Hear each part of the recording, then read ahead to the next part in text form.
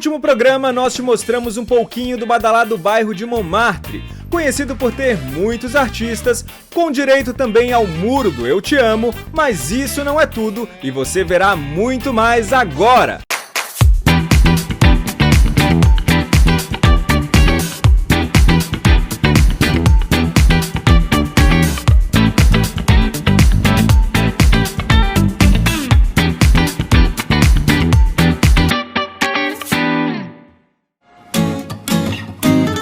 Eu tô aqui no meio de um cruzamento rezando para não ser atropelado, mas confesso que esse é o ponto ideal para mostrar para vocês e confirmar que, de fato, Montmartre é um lugar boêmio. Eu olho aqui para cima e vejo bar. Olho aqui para baixo, vejo bares e restaurantes. Olho para cá e tenho a mesma visão. Então, se você gosta aí de uma vida boêmia, este é o bairro aqui de Paris que você não pode deixar de visitar.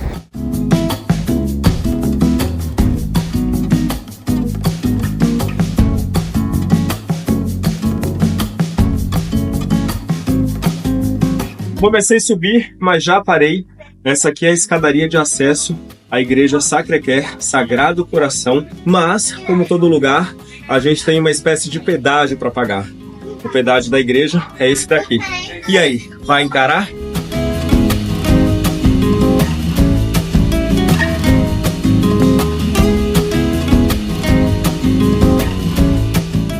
Pois é, e se enganou quem achou que era só aquela escada. O Franklin já tinha cantado a letra que tem uma vista bonita a igreja. Ou seja, vista bonita normalmente fica no alto. Se fica no alto, você tem que fazer o quê? Subir mais e mais. Então vamos subir, afinal de contas, somos ou não somos aventureiros? Vamos lá. Vamos ver até onde eu vou aguentar, gente. Eis aqui o que restou aí depois dessa escadaria, mas valeu a pena cada degrau que eu pisei, porque realmente a Sacré-Cœur, ela é lindíssima. E para quem não sabe, ela começou a ser construída em 1875 e teve a sua obra concluída em 1914. Para os mais chegados, é possível entrar aqui na igreja e assistir uma missa com cantos gregorianos. Agora, eu queria falar sobre rede social, Instagram, que a gente quer postar uma foto com o atrativo turístico de fundo, sem pessoas aparecendo. Já deu para perceber aí pela imagem que isso é impossível por aqui, não é? Olha só a quantidade de pessoas.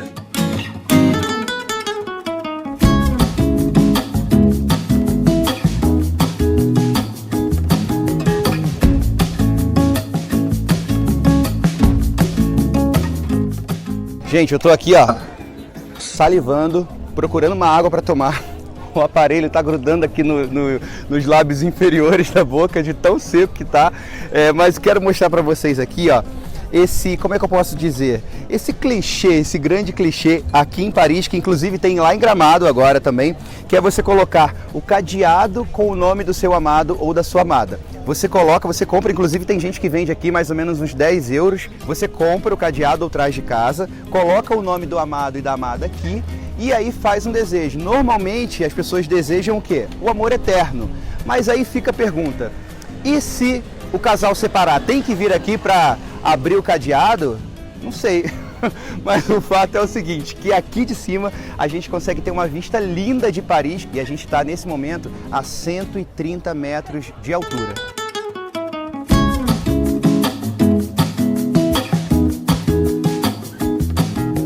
Bom, e se você é uma pessoa sedentária ou que tem algum tipo de limitação e já estava descartando a possibilidade de vir conhecer a igreja, a gente deixou para o final propositalmente para mostrar para você que existe esta opção, que é o bondinho que está ali, ó.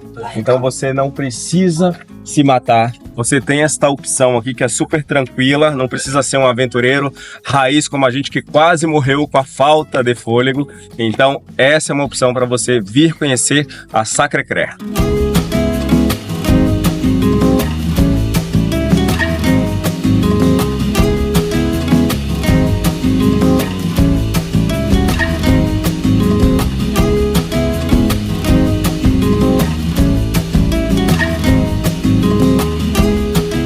Bom, chegou o momento da gente apresentar para vocês o café da manhã francês.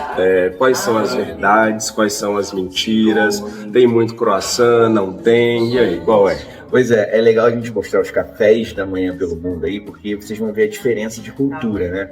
A gente não tá num país tão diferente do nosso, então assim, a gente mostrou a Turquia para vocês na primeira temporada, o café da manhã da Turquia, que era muito diferente com pepino e com tomate, só que aqui na França, eles não têm o hábito de comer comida salgada no café da manhã, como, por exemplo, a gente no Brasil tem ovo, bacon, assim, bacon mais ou menos, né? Mais americano, né? Na verdade, aqui é um lugar onde ninguém vai ter problema de pressão. Sabe aquela coisa do sal? Ah, comida salgada, não posso, tenho problema de pressão. Aqui você não vai ter, porque comida nenhuma, em lugar nenhum que a gente passou, a comida ela era salgada. Ela era muito temperada, mas sem o sal, né? Aqui, ó, isso aqui que eu vou mostrar pra vocês, que é o ovo mexido com bacon e tudo mais, isso aqui é um achado.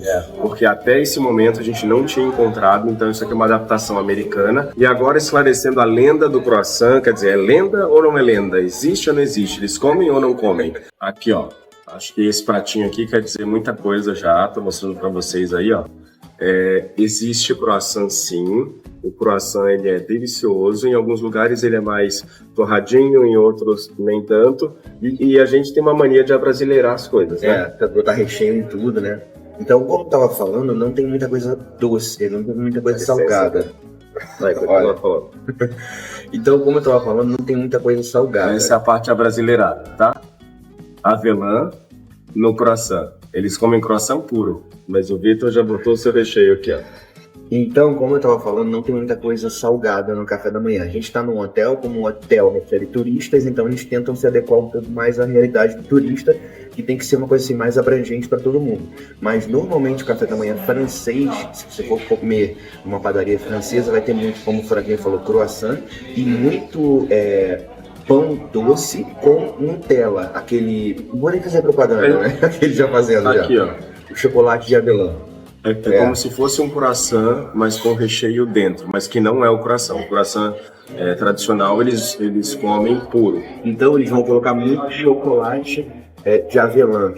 E aí, muita geleia também, tem muitas opções de geleia. E tem esse pão aqui, aí a gente aproveita para falar do pão francês. A gente no Brasil consome muito pão francês, mas ele praticamente não existe aqui, né? Esse queijo é meu. Não, sim, eu vou mostrar para vocês. Olha só, esse daqui é o queijo brie, que é um queijo tipicamente francês, que no Brasil é super caro, e aqui eles comem no café da manhã sempre. No café da manhã, no café da tarde, qualquer lugar. Né? Tchau. Inclusive tem refeições, assim, por aqui na Bélgica, inclusive tem refeições com uma tábua de frios, com esse queijo que o pessoal come no lugar da refeição. E a gente vai mostrar pra vocês quando a gente passar pela Bélgica. Exatamente. Já tô dando um spoiler aí. Então, o café da manhã francês, podemos dizer assim, um grande resumo é que ele é muito mais doce do que salgado. Se você vier pra França e parar numa padaria francesa, você vai ter muito mais coisas doces do que salgadas, porque eles não têm hábito de comer coisas salgadas no café da manhã. Acho que agora a gente pode parar de falar e... Antes que esfrie a comida. Porque hoje quem tá com fome sou eu. Da outra vez foi eu, né? Invertemos os papéis. Uma pergunta, você prefere o café francês ou o café da manhã turco? Café da manhã turco. O turco. O turco por quê? Porque é mais diferente, né? Nossa, mas é isso, gente. A gente espera aí que vocês tenham gostado de conhecer um pouquinho do café francês. Então a gente vai se abastecer para partir começar o dia das nossas aventuras. É isso, até já. Já volta. Até já.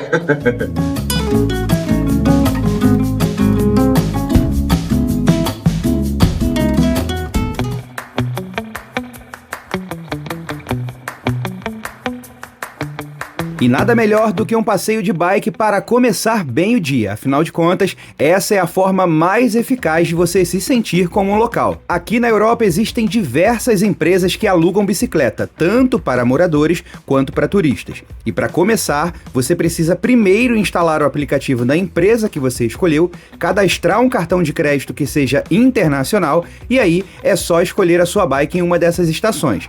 Esse processo é bem parecido com as bikes do Brasil, lembrando que por aqui cada empresa trabalha de uma forma. Algumas cobram por hora utilizada e outras com pacotes para um dia inteiro ou até mesmo uma semana e um mês.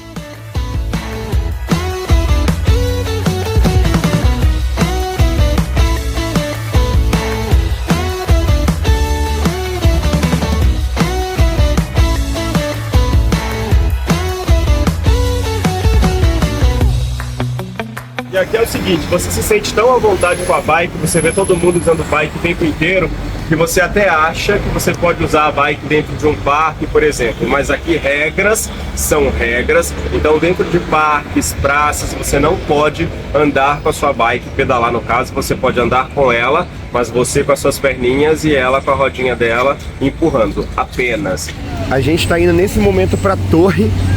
Do local que a gente pegou a bike para lá, tá dando mais ou menos 1,5 km, então eu vou mostrando aqui o percurso para vocês. Ó, já inclusive não dei passagem aqui pro pedestre sem querer.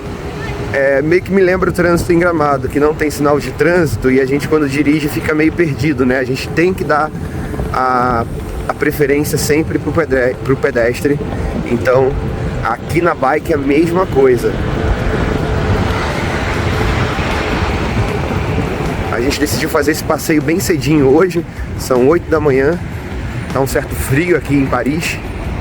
E reparem que agora, por exemplo, ó, a ciclovia já não só tá com a marcação no chão, não tem mais aquela mureta. Ó, sinal fechou, a gente para na faixa, um pouquinho mais atrás. O que você estava falando de mim? Eu tava falando nada, não, só mostrando. Tranquilo por enquanto, abriu pra gente, ó. Aqui à esquerda, gente, é a linha de metrô. Só que esse metrô aqui, ele passa na superfície. Essa é a linha 6 do metrô, que leva bem pertinho lá da torre, inclusive. A gente está exatamente a 500 metros da torre, nesse momento. Ó, agora a ciclovia já fica um pouco mais delimitada, fica mais fácil a gente andar. Estão vendo só? Com essa muretinha. E tô aí me aventurando literalmente com vocês aí, gravando, falando e tentando passar o máximo dessa experiência, que é muito divertida, gente. É muito legal andar de bike aqui em Paris. Ó, o sinal fechou. Pra bike também. Tô congelando. Ó, não abriu, mas o cara já passou. E a gente é brasileiro e respeita a sinalização, não é isso? Com certeza. Em qualquer lugar do mundo, né? Você tem que respeitar, tem que se adaptar. Ó, abriu. E vamos seguindo. E olha só, à esquerda, a galera de patinete. Patinete se usa muito aqui em Paris, muito, muito. Eu vou deixar o patinete para uma próxima viagem, gente. Ainda não tenho coragem de me aventurar no patinete e levar um tombo aí. Tem que fazer igual ela, ó, de capacete. Andar por aqui é muito tranquilo. Tem alguns momentos aqui, inclusive ali perto do Museu do Louvre, que a faixa de carro é menor do que a faixa de bicicleta, para vocês terem noção. E olha a quantidade de bike, gente, para aluguel. Olha isso. Muita bike para aluguel. E são virar à direita agora. E essa loucura do trânsito aqui de Paris é carro, é bike, é patinete. E olha a torre aí, gente. Olha a torre, chegamos. Em alguns momentos, ainda mais com a cidade em obras, que a gente não sabe para onde que tem que ir, porque não tem mais sinalização no chão. E olha essa imagem, gente. Lindo, né?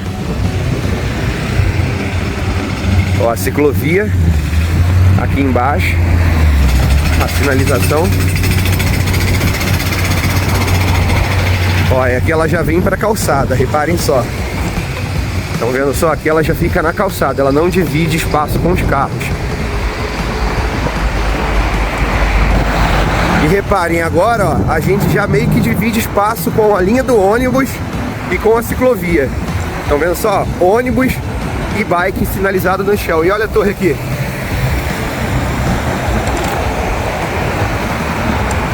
Estamos exatamente ao lado da torre. Daqui a pouquinho a gente atravessa o Rio Sena. Galera correndo aqui ao lado, ó. Os praticantes de atividade física aqui em Paris são muitos, muitos. Olha que dia lindo, gente.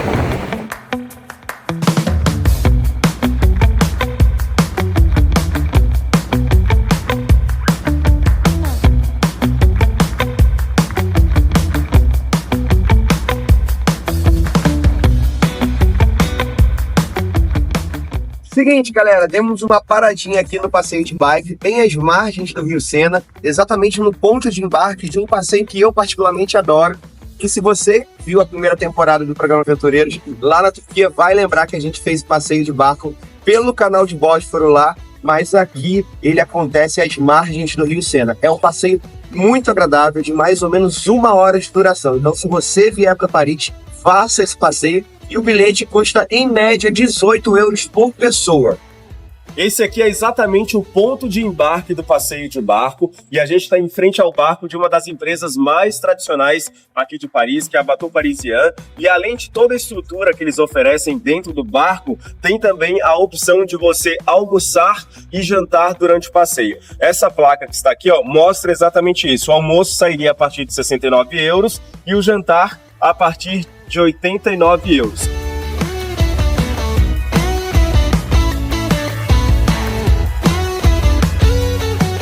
E chegamos então à famosa Ponte das Artes, ou cá entre nós, a Ponte dos Cadeados. Você já deve ter ouvido falar que em Paris as pessoas colocam seus cadeados na ponte, e essa daqui então é a famosa Ponte dos Cadeados. Porém, de um tempo para cá a prefeitura retirou tudo por conta do peso. Era tanto cadeado, gente, que a ponte perigava cair. Imagina só, você está passando aqui e de repente a ponte venha desmoronar. Então, para que isso não acontecesse, para que as pessoas não colocassem novos cadeados, se eles retirassem, se a prefeitura retirasse, eles colocaram esses vidros aqui ao longo de toda a ponte, dos dois lados, esquerdo e direito. Agora, as pessoas precisam procurar um outro lugar para jurar amor eterno, porque aqui não vai rolar.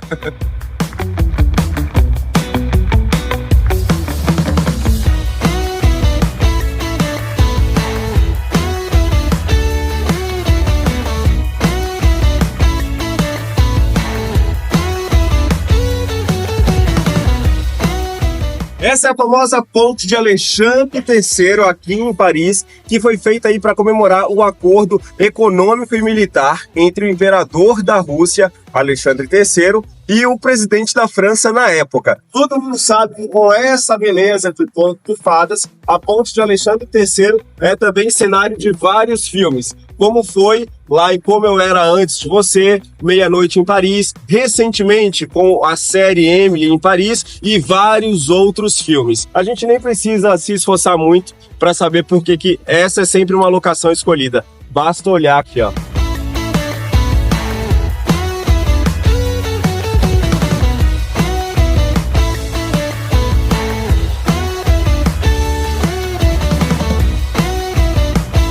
Reparem só a quantidade de bike, gente. Realmente Paris é uma cidade que está sendo pensada para o transporte alternativo. Cada vez mais, né? Isso é muito legal. E a gente indica o passeio de bike para quem já conhece Paris. De repente, se você já ficou em Paris 5 dias, 4 dias e já se adaptou, já consegue se localizar um pouco em cima dos pontos turísticos, dos locais, porque aí fica mais fácil de você se locomover.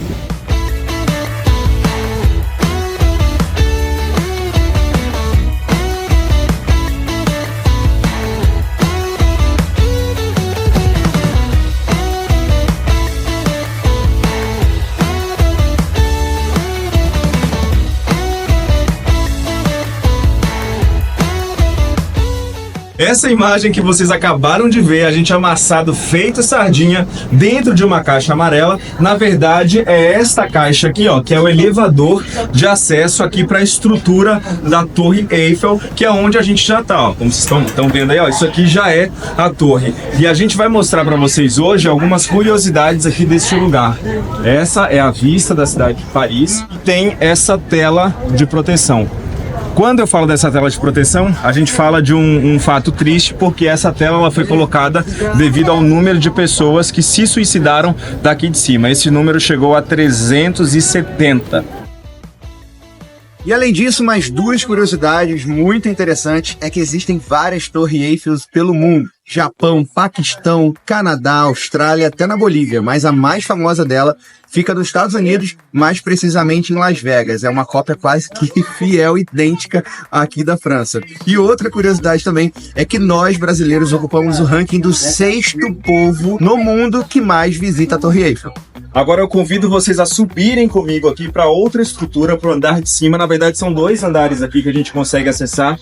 que a gente está acessando nesse momento, e eu tenho algumas informações importantes para vocês. A torre ela tem 224 metros de altura por conta da temperatura elevada. Quando está muito calor aqui em Paris, acontece a dilatação metálica da torre, e aí ela ganha 15 centímetros. Normalmente ela tem 324 metros de altura. E outra informação, outra curiosidade, são muitas curiosidades, é que até 1930 ela era considerada a estrutura mais alta do mundo. Dá só uma olhada para cima.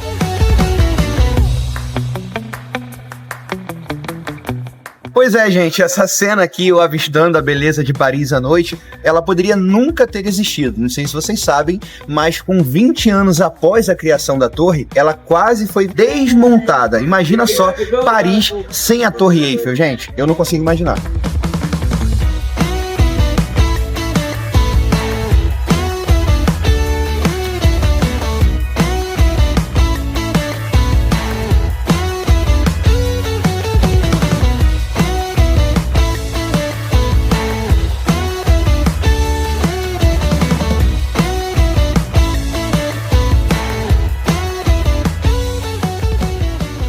Esta é a igreja de Santa Genoveva, padroeira aqui de Paris, localizada no bairro de Quartier-Latin, e foi nesta igreja que a cidade recebeu aí o primeiro órgão. Mas parece que depois do lançamento do filme Meia-Noite em Paris, ela tá tendo que dividir as suas atenções com os fãs de Woody Allen. Sim, porque foi exatamente nesta escada que o personagem Gil se sentou e à meia-noite começou toda a magia do filme.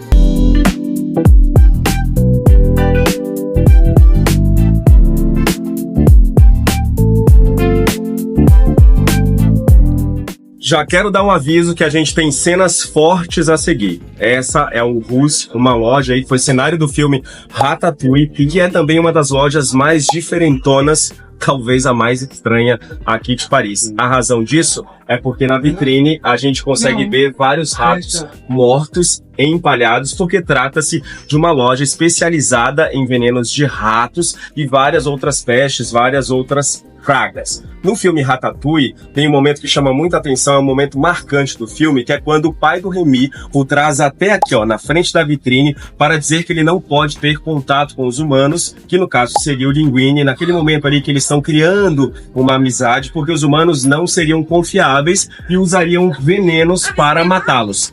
Outro ponto é que qualquer turista, gente, qualquer turista que passe aqui por essa calçada, com certeza vai quebrar o pescoço para olhar para essa vitrine por curiosidade. Eu acredito que vai ter gente, inclusive, que vai quebrar o pescoço para olhar, vai gritar e vai sair correndo, porque ela é pavorosa, olha só.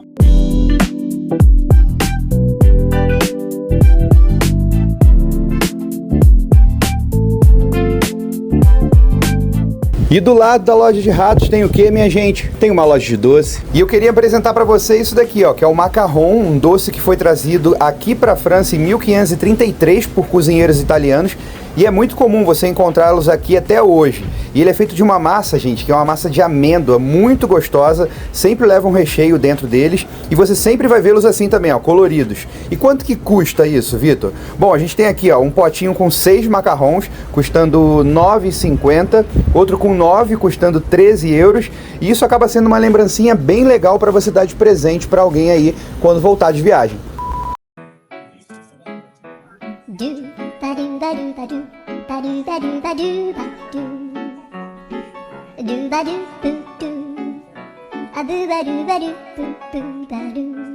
Essa pobreza pega? Pega, Vitor. Pronto. Novinho.